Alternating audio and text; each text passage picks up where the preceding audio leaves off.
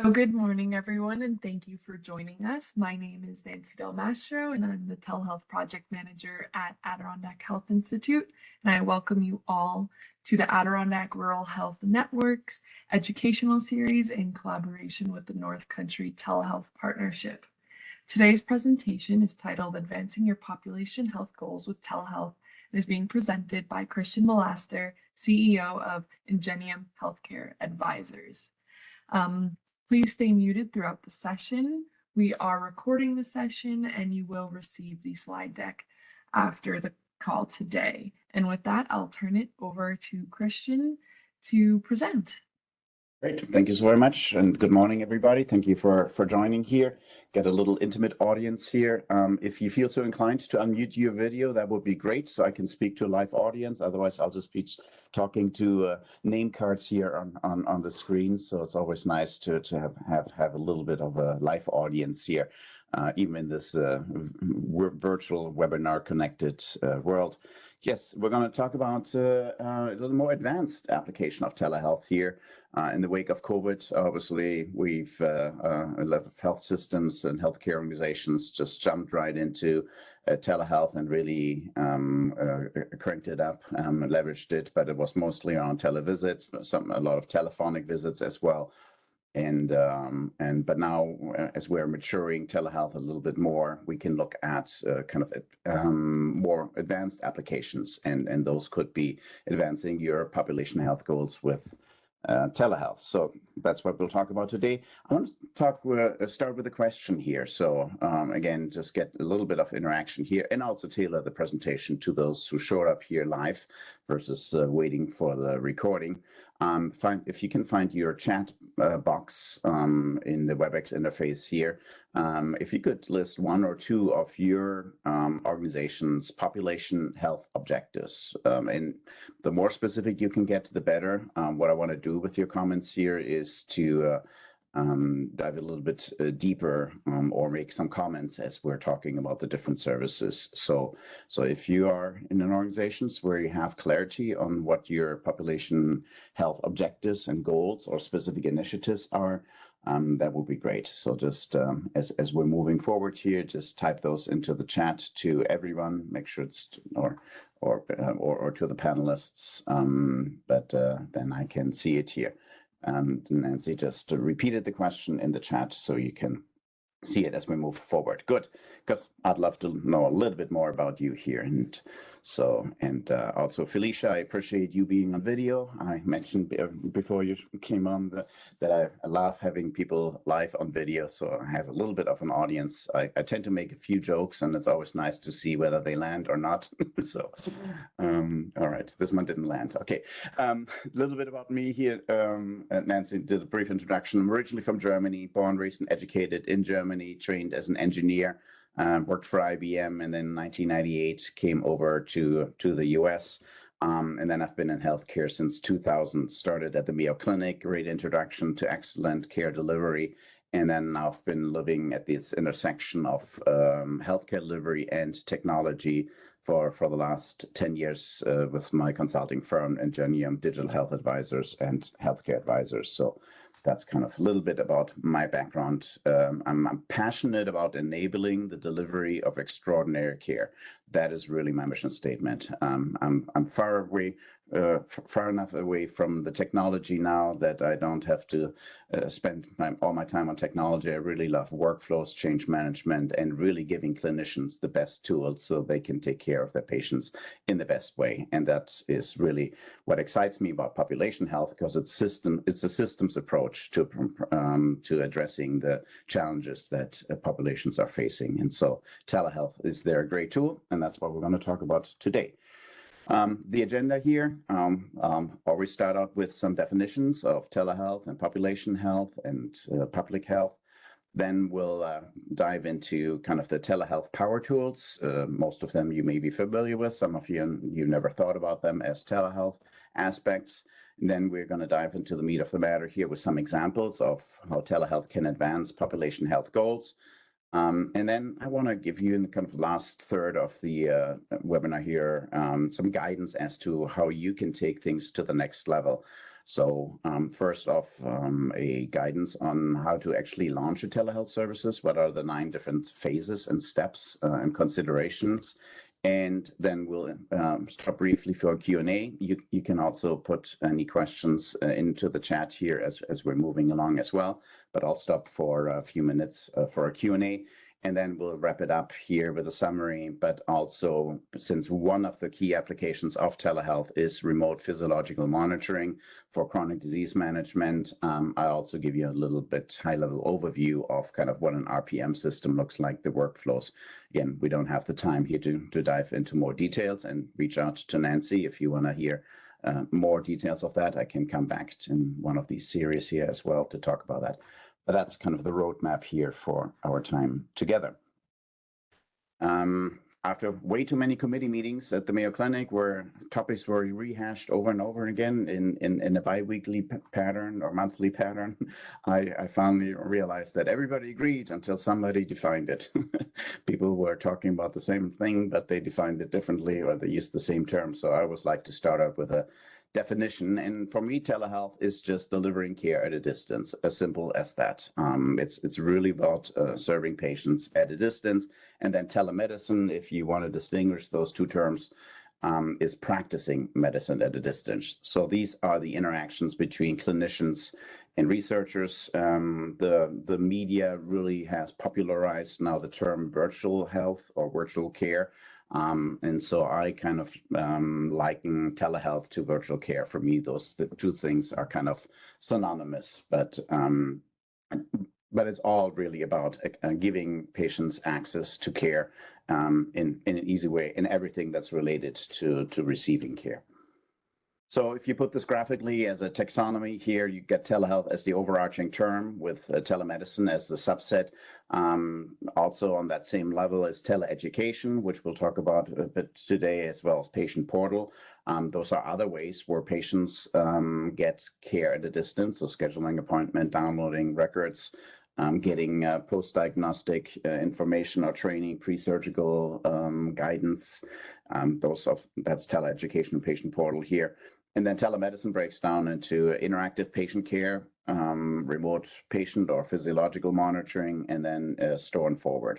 And interactive patient care is kind of the catch-all for video visits or exams, remote virtual tele-exams, or for telephonic visits, or for secure messaging, right? So anything that has an interactive element in it. So that's kind of how this breaks down. And that'll help us later, because that's kind of what you see here is one graphical representation of what I call the power tools of telehealth that you can leverage to advance your population health goals.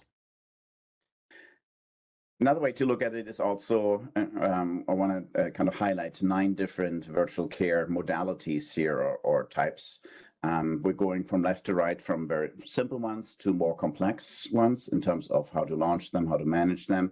And then also the distinction between synchronous, that's happening live, interactive, versus asynchronous. So at this spot here, moderate complexity and it's synchronous are the audio, video, televisits, relatively easy to implement. Behavioral health is still a high utilizer of of video visits here. And so that's very easy. Even simpler is telephonic care, although it may not be as good for long-term outcomes management, but it's still better than no visit, as we've seen during COVID. And then if we do like remote audio video tele-exams, with the ability to look into the patient's ear through a telepresenter or other modalities, then that's there. The next level down here of synchronous/asynchronous is periodic remote physiological monitoring. We'll dive deeper into that here a couple times during the presentation. That's about collecting weight or blood pressure data, maybe Bluetooth connected and automatically transmitted. Continuous remote physiological monitoring that occurs in certain situations, like continuous cardiac rhythm monitoring, or I'm working with a digital health startup in the maternal health space that can do non-stress tests at home, meaning the mom can just sit at home and the heart rate of the fetus is being monitored. So again, that's continuous monitoring and it's being transmitted in real time. And then all the patient-generated health data, right? All the apps, all the Fitbits, all the step counters, all the food loggers, or your own Bluetooth scale that you have at home. And I say that's more complex because the integration of all this data, of all these literally dozens and hundreds of apps in there into the EMR is rather tricky, and our health system is currently not prepared for that. And then at the asynchronous level here, very simple, is secure texting. You're probably familiar with services like BetterHelp, right? That's secure messaging, secure texting, if you will. That's a dialogue. It's asynchronous, relatively easy. Store and forward of photos, audio, video, or data. And then also the digital therapeutics. That's kind of the new kid on the block here. And there's now FDA certifications for apps. There's reimbursement that's being looked at. And so that's really kind of down the road, one of the more complex things, how to integrate that into our healthcare delivery system. So again, just in this initial section here, just painting the landscape. So that we can see how can these different services help us to advance our population health goal. One of the things that I realized a few years into doing telehealth, right? So in the beginning, being an engineer, right, it was about the technology was, okay, what webcam do we select and what software do we use? And so over time, realized naively in the beginning and then more consciously that, yes, I mean, healthcare delivery is all about workflows and coordination. So many people are involved in creating a patient care experience. And telehealth really is a clinical tool. Telehealth is not a technology and it's not even a process. It's a clinical tool that can be yielded by the clinician. Just like they decide between an MRI and a CT scan, they can decide between an in-person visit and a video visit or a telephonic visit or secure texting, right? They have that same liberty. Now, most clinicians are not exercising that freedom yet because they're still on the fence or had a bad experience during COVID with telehealth technology not working, workflows not defined, no training being given. But ultimately, it's like I can, as a clinician, I can decide what I want. So primarily, telehealth is a care delivery modality, and basically by that extension, it's a clinical service. So always want to emphasize it because people get hung up. I would say it's telehealth is not about the technology unless it is, because I was just talking to somebody yesterday and they were having critical problems with bandwidth, connectivity, even within the clinics. And so obviously, yeah, if the technology doesn't work, then telehealth is about the technology. So the basics need to be there. But once they're there, the softwares that are out there or even video conference systems like that are not even designed for telehealth, like Zoom and others are, can be used to deliver great care experiences. But it's a clinical tool. All right, so let's shift from telehealth into kind of public and population health. And so again, having been in healthcare and having actually worked, some of my contacts at organizations that I've worked with were the vice president of population health, and so it was hung up under population health already. But this is a field that's relatively new to me. So again, heard these terms, but I thought it would be interesting kind of to contrast and compare. And so I got that from, I think I got this from the CDC website. But public health is about protecting and improving the health of communities through policy recommendations, health education, outreach, on research for disease detection and injury prevention. So it's about assuring the conditions in the environment in which people can be healthy. Population health is, first off, an interdisciplinary approach with non-traditional partnership, right? It's really about approaching the health of the population, not just from a healthcare perspective, but really as a community, as a system. So healthcare systems, agencies, organizations work together to improve the health outcomes of the communities they serve. And so here the focus is on overcoming the problems that drive poor health conditions in the population. And so really that's the focus here with population health, is to look at the outcomes. And one other kind of related definition that I found was from the Care Continuum Alliance around how to improve population health. And and I really like this statement. That's why I brought it here. It's a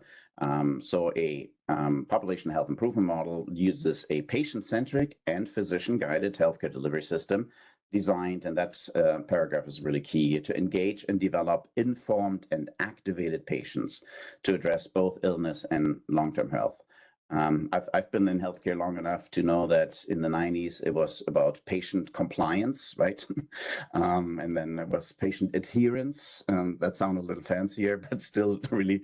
And now we're really about, then it was engagement, and now we're talking about activated patients, right? Because we have realized that a lot of the chronic diseases especially have to do with lifestyle, and so they require lifestyle changes. And so we need to use telehealth as a tool to facilitate and to support patients in undertaking these changes. And so they need to be informed and they need to be activated. And so that's, I think that's what's really key. And then to address both illness, so imminent and long-term health. So both aspects, which actually come up then here in kind of the two key population management goals that I was able to distinguish here. And the primary focus are on chronic disease management and then preventive health promotion or management.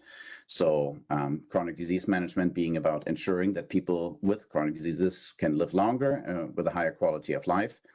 And but ideally, people wouldn't even get into chronic diseases. So investing equally into preventive health is to promote healthy lifestyles, weight loss, high activity levels, smoking, drinking cessation, meditation, mindfulness, all these different aspects, these initiatives and tactics. One of the resources that Nancy sent me in preparation here was kind of a community health assessment and kind of this kind of model that New York is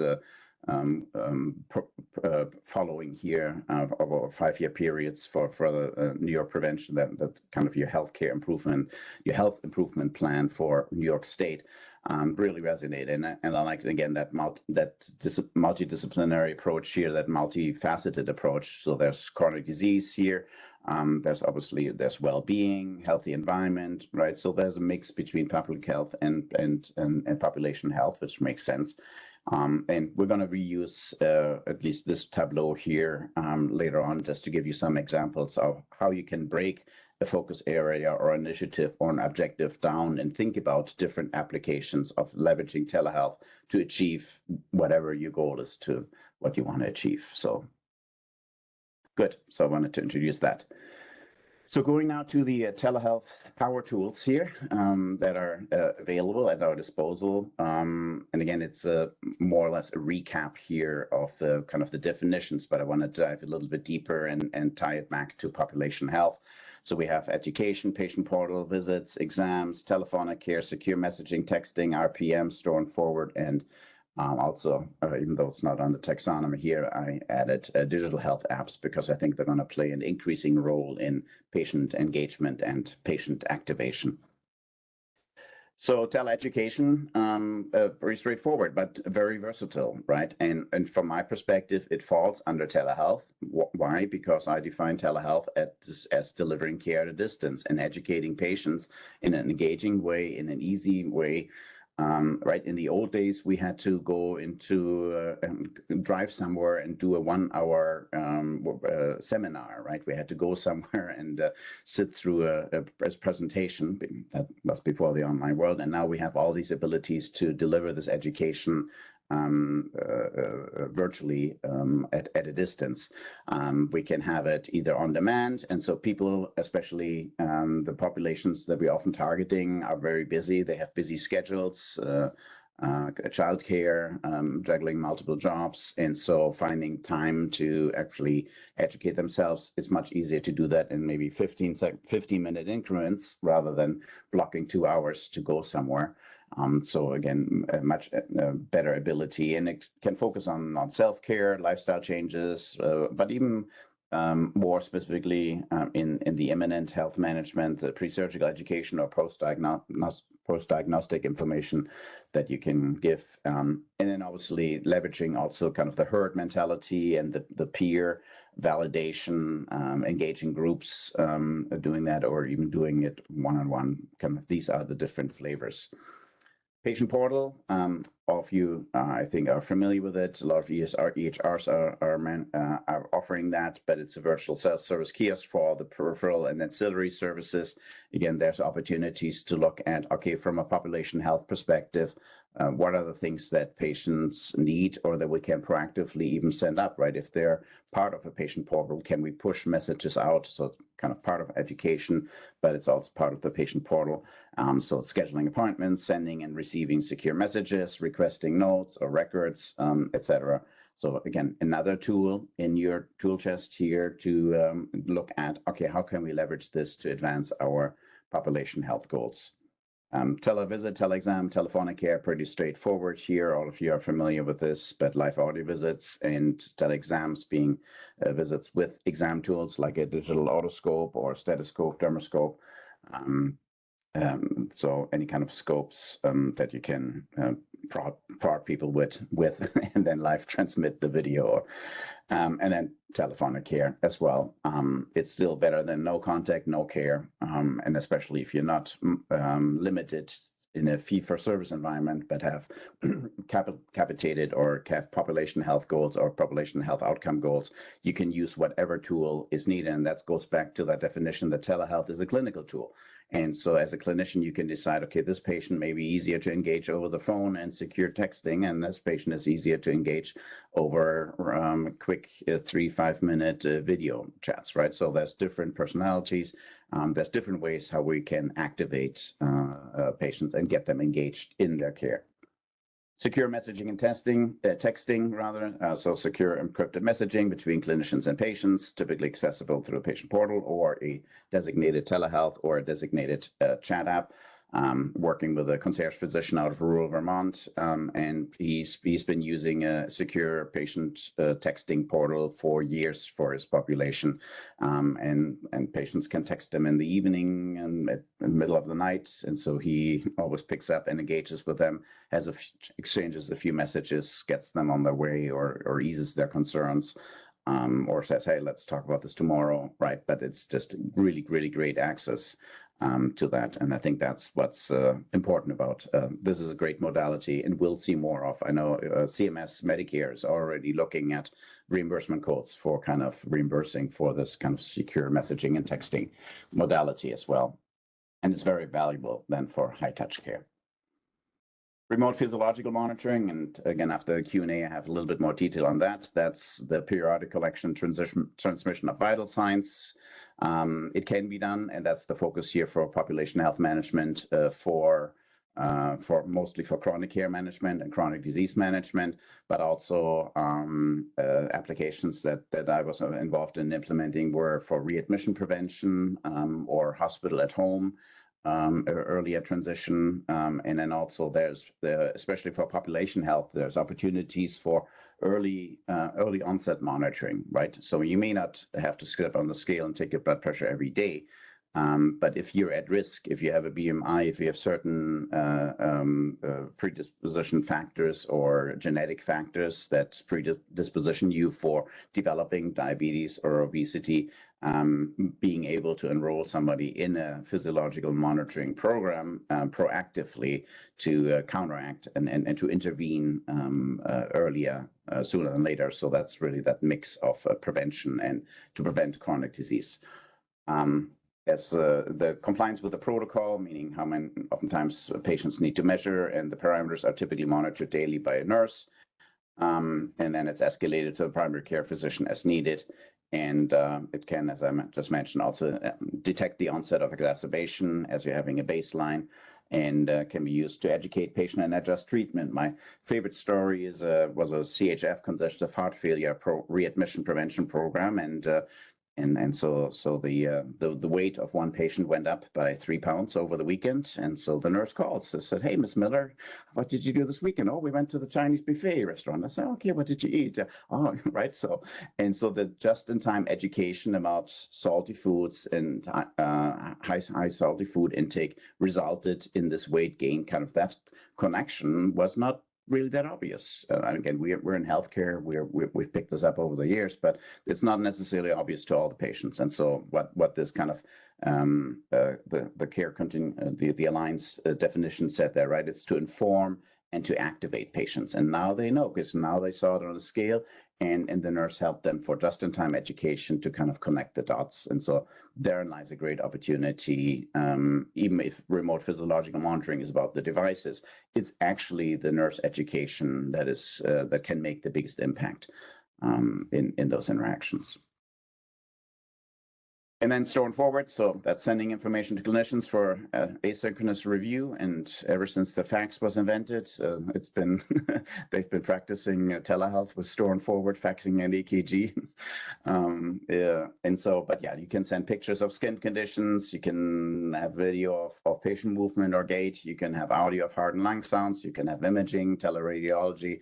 Really got started in 1995 and has been going strong with radiologists sitting somewhere around the world, reading all of our most of our imaging reports. And so another modality that you can look at whether there's an application for that, given if you're managing a certain condition or a certain population. And again, maybe the patients may not be taking these pictures, video or audio, but it may be remote or rural drop-by stations or other rural clinics that you're working with. So we have one dermatologist for an 8-county region, and so connecting, being able training local primary care physicians to take good pictures and to send for dermatology review, again, could be a use case that can help with some population health goals if that is important. And then the last power tool here, the digital health apps. Again, as I said, slightly outside the realm of telehealth. I like it to connected health, but most digital health apps fall into 3 categories. There's educational ones that provide you with all the information and all of that. Then there's tracking, right? Food logs and mood logs and calorie logs and weight tracking and all of that, automated, semi-automated. There's just a plethora of all this information out there. And as I mentioned earlier in that complexity chart, yes, integrating all of that patient-generated health data into the EMR to make it available to the clinicians so they can get a full picture. That is a big logistical and to some extent technical challenge because that is really good and valuable data, but it's easy to get it into the hands of the clinicians so they can take a good picture.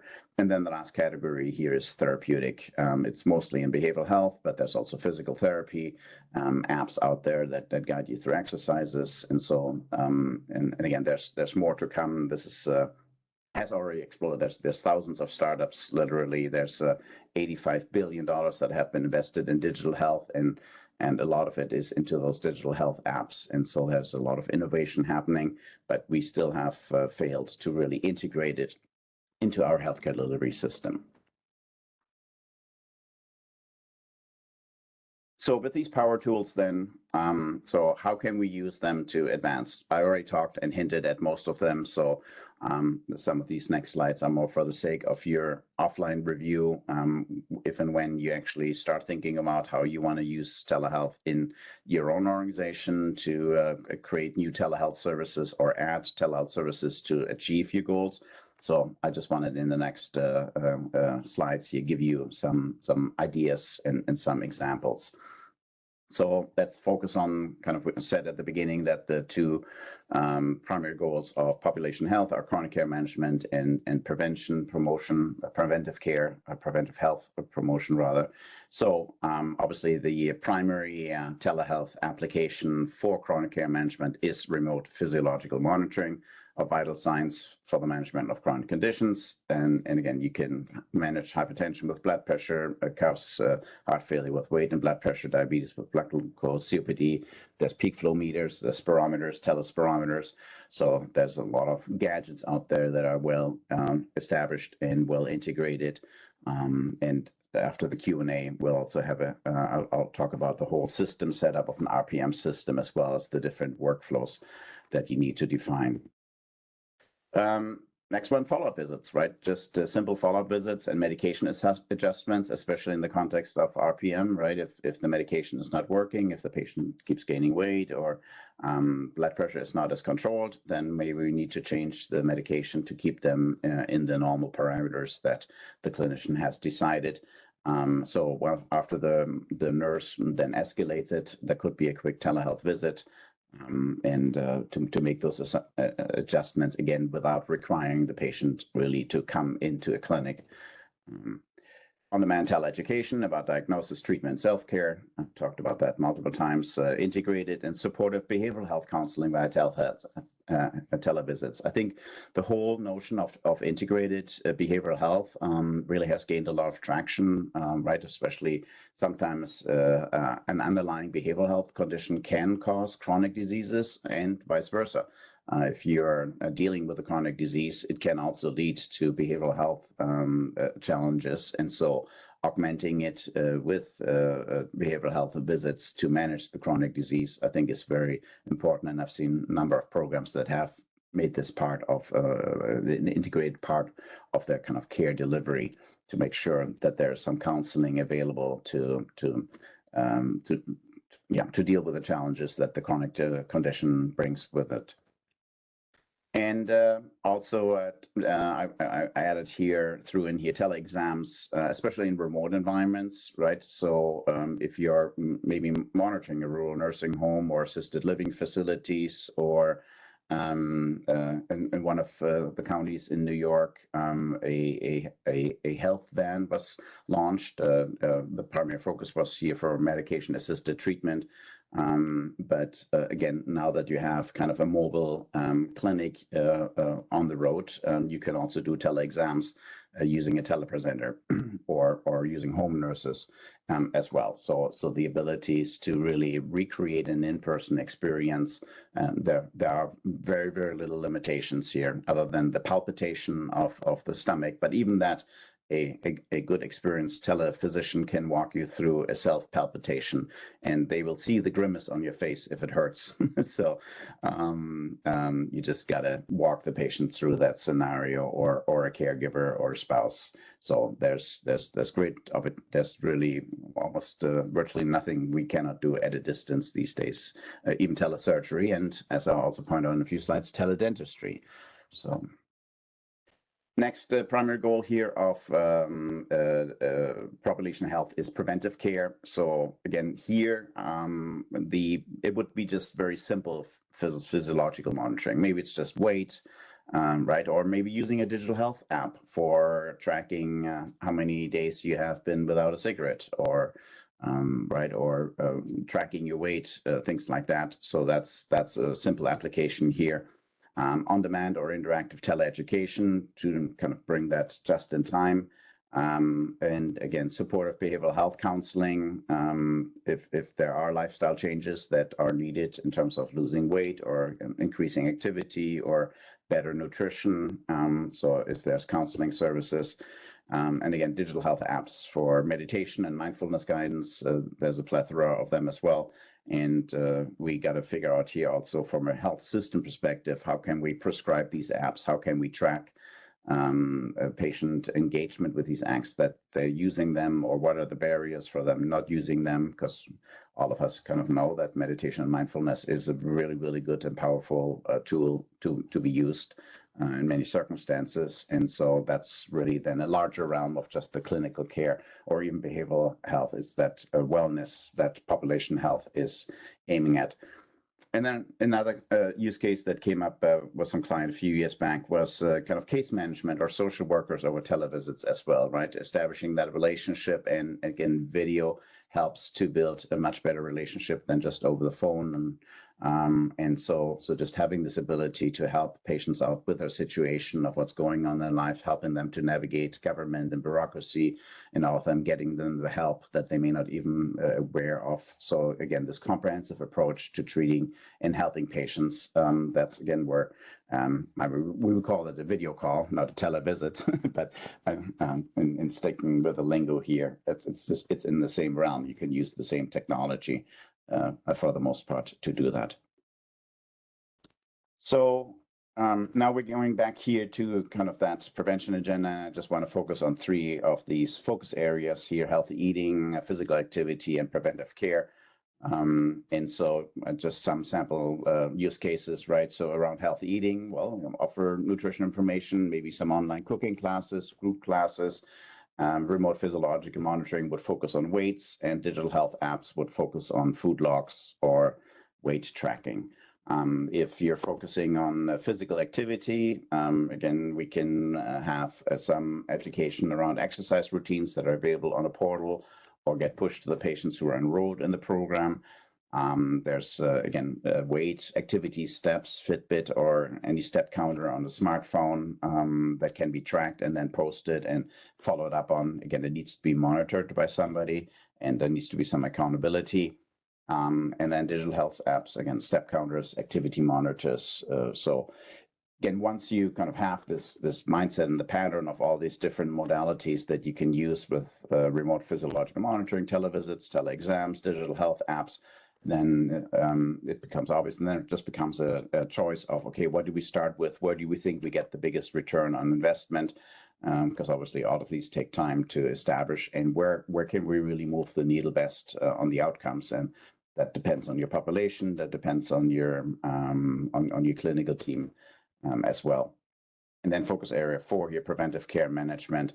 Again, teleeducation about that, remote physiological monitoring around the key vital signs here, televisits to help with care management and medication adjustments, mental health support, and multidisciplinary care panels. That's another aspect here, right?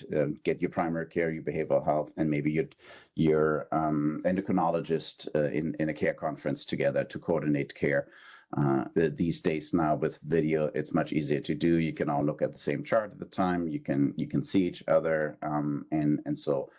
Or Project Echo, if you're involved in any of the Echo initiatives, right? It's the same principle of clinicians sharing and coordinating with other clinicians and transferring the knowledge and working together. So those are just some ideas of how you really can leverage telehealth to advance your population health goal. The one thing that I mentioned here that surprised me when I first came across it, because I didn't think that dentistry, so because I'm thinking about drilling into my tooth over telemedicine. I'm not going to allow that, although there's already technology out there for that, like a little scary looking apparatus that you get strapped into, and then the drill moves remotely. So, but I'm not sure if I ever will trust technology or 5G connections enough to do that. But as we all know, right, oral health is so critical to overall health, and it's oral health is also a great indicator of overall health, but it's also a lead. If oral health is not good, then it leads to other chronic care conditions and other things. And so there are outside of kind of the drilling or the root canal procedure. There are a multitude of things that dentists can do remotely, and that's mostly around assessment, but it's around toothaches, chipped teeth, or sensitive teeth, right? Giving guidance there. There's around infections or bleeding gums, especially some part of the population that maybe doesn't have access to regular oral care. Are dealing with that. And so what is the best kind of route for treatment here? That's what dentists can remotely advise on: jaw pain or TMJ, transmandibular joint, crowded or crooked teeth. Again, if it's painful to eat, then you may not go for a nice crispy broccoli, so you might just go for mashed potatoes. And so proper tooth care along then with pediatric dentistry as well, and then also guidance on teeth whitening, dental products. So there's just a plethora of opportunities, and if you have somebody who is interested in dental health to serve the populations around preventive care or even about chronic care management for some populations, teledentistry is a unique application to look into. And there's even I think a handful of national companies out there that are offering teledentistry services, and so it's well established. Good. All right, we've got a few more slides here on launching telehealth, but then if you have questions, and then actually Let me also take a look at here what are your top two population health objectives? Michael said address social determinants of health, workforce development to address needs. Michael, if you could expound a little bit more on addressing social determinants of health, or you can also during the Q&A come off mute because it is such a big field. Let's talk about something specific and see which telehealth applies there. Decrease avoidable ED visits, especially behavioral health and social determinants of health by Felicia. Yes, thank you. So really there, it's all about access to care, and it's about ad hoc access to care. A lot of our healthcare, traditional healthcare is pre-scheduled. You can't get an appointment for a week or 3 months in some specialties. And so really having this ability of a hotline, if you will, of a nurse hotline, and making it easy, making it known, that you can get it, and then it can be escalated, right? Go from a telephonic visit or even just an online chat to a telephonic visit to a video visit. And so many people have smartphones that video visits are possible, or there's other things, but yeah, so that's one ED visit prevention technique is to make access to care just very easy. So it's easier to go to a website or call a number than to go and drive yourself to the ED and wait around for a few hours. The other aspect is that if there is already a known underlying chronic condition that needs to be that is managed, then having them in an RPM program enrolled in a remote physiological monitoring program will prevent EDs, because you can see the onset of exacerbation. You can see when the numbers are not good, or you can even see when patients are not engaged, when they're not activated, when they're not taking their weight, their blood pressure, all of that. And that's an indication as well to intervene there and give them a call and see what's going on, because otherwise, probably 2 or 3 days later, they may end up in the emergency room. And so those are opportunities to use telehealth to address avoidable ED visits. So good. All right, and that's so how do you launch a telehealth service? Again, many of you maybe have launched the programs and services, and so this is just it's a German engineer's mindset of how to systematically do this in a good way. And it starts first with a service verification. So first we need to verify that we actually have a good service, a valuable and financially sustainable service. Then we need to define what the service looks like. We need to validate it and then implement it. So diving into the detail then here, I always start with kind of 3 lenses at the beginning. What's the strategic case? And in our scenario here is, how does this particular telehealth service align with and help us move the needle into the right direction on our population health objective or goal that you want to address? And so let's say you want to address the homeless population, and you've done analysis, right? So what telehealth services would you want to offer them? Would you want to offer them teledentistry? Would you want to offer them telebehavioral health at the homeless shelter? Right? So what are the services offerings? And so what is the strategic case for this particular telehealth service you want to launch? What's the business case? Again, there may be a grant, there may be a population health goal, outcomes, so value-based care. And then what's the clinical case? Again, getting clinicians involved very early on. It's a clinical tool to decide whether they feel that they can provide good quality care using this telehealth service. And so I would say this is the CEO, the CFO, and the CMO, the Chief Medical Officer, that need to kind of sign off on the service. Then for the service definition, first we need to look at the workflow. What is the experience we want for the patients? What is the experience we want for the clinicians? What are the steps that are all involved? And you can do this all in absence of even having selected the technology. And I always highly encourage that, because it will make you a much more educated buyer or decision maker as you go out. Because otherwise you may fall prey to the flashy sales presentations by the telehealth vendors that are out there. And so I always encourage, and we work with clients to become informed buyers of really knowing what are our requirements, what are our needs, what is our workflow? Now, you may not find the solution that really implements it the way that you would want, and you have to make adjustments, but at least it's a much better starting point. And it all flows out of kind of addressing the strategic business and clinical case. Then you got to figure out how to operationalize it, how do you support it, and how do you roll it out, which is the implementation. And then another key step is a proof of concept. So a proof of concept is not about just, hey, let's try it out for a few days or a few weeks. Proof of concept is about validating assumption.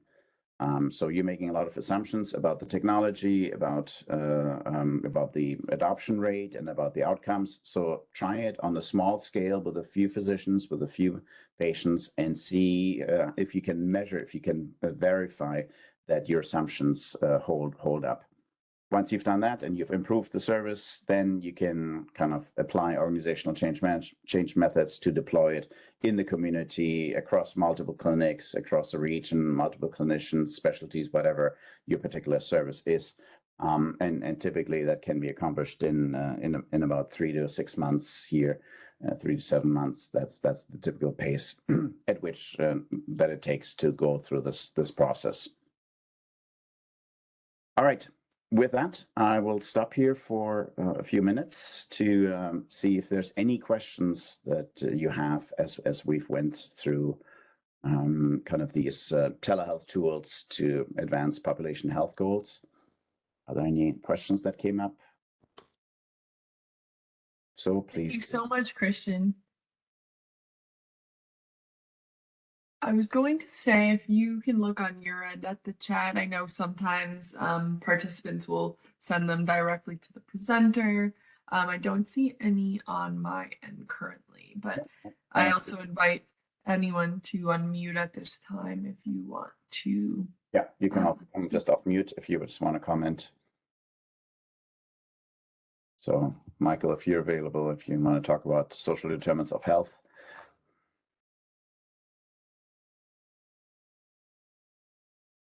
If not, we'll just move in. And again, I'm available here. You see my email address. You can always contact me. And I was happy to chat about what questions you may have about applying telehealth in your organization. Good. So let's go then into RPM. We've talked a lot about RPM, and just want to focus on kind of two things here, the system and the workflow, but starting in with a definition. So before kind of 20 years ago, 10 years ago, it was called remote patient monitoring. But since we're not Big Brother and we're not really want to monitor the patients, I really liked when I think CMS started their reimbursement codes. They were pushing for the remote physiological monitoring, which is what I'm training myself still to say, because it's really about monitoring the vital signs. So, but yes, so that's the definition, and it's the continuous or periodic collection, transmission, and review of physiological data to inform care decisions. When you launch an RPM program, it's really important not to lose sight of that. We're not just doing it to collect and transmit the data and look at it, but it's really everything we do needs to ultimately lead to a care decision being made. And the data needs to be presented in a way that clinicians and nurses can make care decisions based on the information that we're collecting. And so that's always very important to keep an eye on and to not lose sight of. So, but with that being said, let's dive into kind of the technology. And so an RPM system has basically 3 parts here, kind of 3.5. There's the collection of the information. There's the storage. These days, it's all in the cloud. It's all cloud-based storage. And then there's kind of the review of the data, by the monitor nurse, and then as well as by the clinicians. The collection can be all kinds of different, mostly Bluetooth connected or even Wi-Fi, Bluetooth, Wi-Fi, or directly cellular connected devices to measure blood pressure, SpO2, blood sugar, heart rhythm, heart rate, activity levels, scales, spirometer I mentioned as well here. Some solutions and systems have a hub that collects all this information and sends it on. The hub could be the smartphone, although that becomes a Bluetooth connection nightmare most of the time. So There may be a screen, a tablet associated with it as well. There may be a webcam for then also adding a televisit capability. So that's kind of the typical kind of block infrastructure here of an RPM system at the patient's home. And then we transmit it either over 4G or the cellular network or Wi-Fi, and then it goes to secure a cloud storage. And then from there on, it then gets ultimately into the EMR. But then on the physician dashboard or the clinician dashboard, there is data management. So you can see all the patients being enrolled. Are they green, orange, red, right? Have they submitted and uploaded their vital signs? There's data presentation and graphs and historical graphs. There's some analysis that gives you some alerts if patients are outside the parameter. And then some solutions are touting that they have built-in AI, or as I call it here in this case, augmented intelligence, that can, through some more in-depth statistical analysis, detect some trends before they even become visible to most clinicians. So to see a deterioration or an exacerbation of conditions. So that, in a nutshell, is kind of an RPM system. So you've got to figure out what monitors to use, what to use as a hub or as an interactive technology, where is it being stored, how it's being transmitted, and then kind of what software are you using to actually access this data. And again, getting clinicians involved and the monitoring nurse involved in this stage to define requirements is helpful to know what you want. That's why it starts with workflow first, set your own expectations, and then go out to the marketplace and see which RPM solution meets your expectations and your needs best. And then we have an RPM workflow roadmap.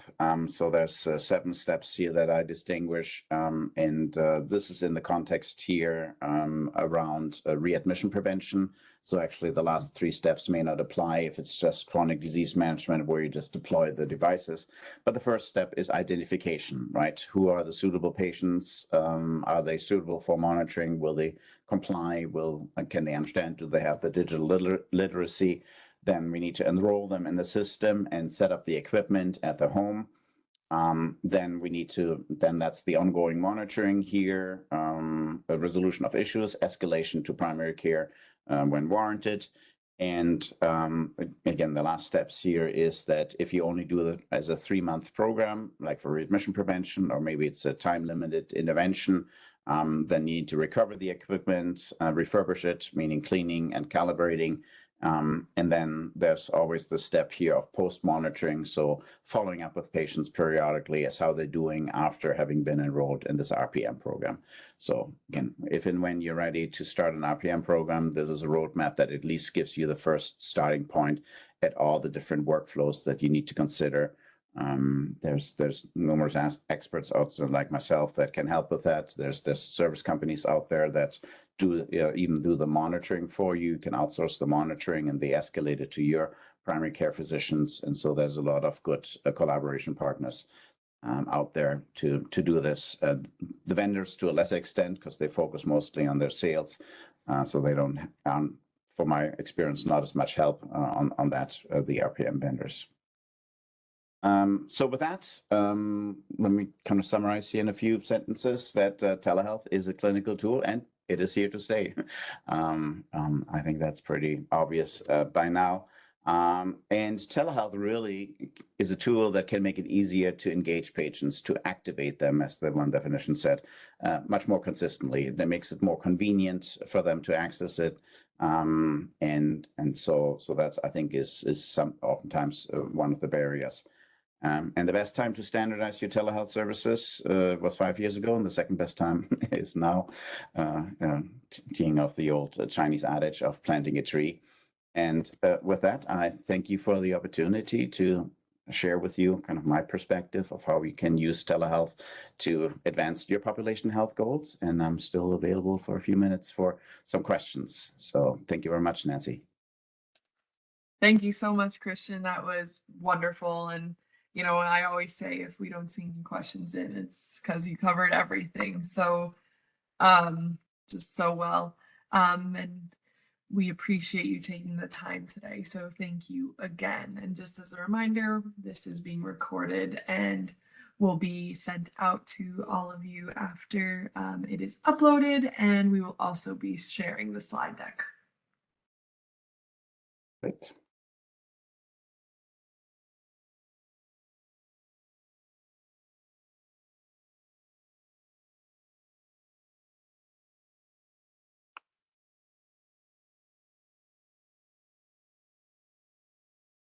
All right, it looks like people are dropping out for probably their 11 o'clock meetings.